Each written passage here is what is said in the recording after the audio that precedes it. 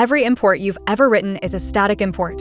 And every single one gets welded into one giant file your user downloads before they see a single pixel. That's the deal you signed without reading it. Today, the last pattern in the series, the humble import, and the load time it's quietly costing you. Stay. JS Patterns. Episode 12. Here's a simple chat app. App imports a user info, a chat list, and a chat input.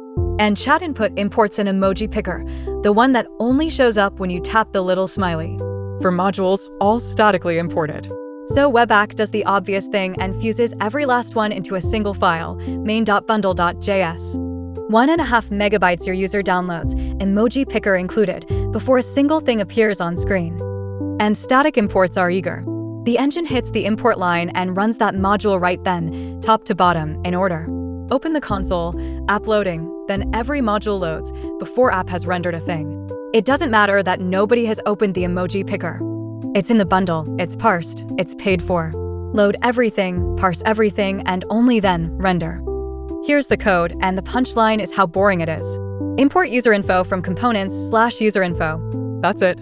That's a static import. The default ES 2015 syntax you write on autopilot, no await, no callback, no chunk. Which is exactly why it's invisible. Every one of these lines is another module welded into the initial bundle. So what does it cost? Your bundle is everything fused into one. The browser can't paint the first screen until it has loaded and parsed all of it, including the emoji picker a user might never touch. On a fast laptop, sure, who cares? On a mid-range phone on cell data? That's the spinner they sit and stare at. Every static import is bytes on the critical path. The fix is to stop importing what you don't need yet. Swap the static import for a dynamic one. Import becomes a function you call later, lazy, of import emoji picker. Now webpack splits it out, main.bundle shrinks, and emoji picker.bundle loads only when the picker actually renders. Same app, smaller download, faster first paint. But don't go dynamic importing everything. That's just the opposite mistake. Static import is not the villain. It's synchronous, it's tree-shakeable, and it has 0 loading states to babysit.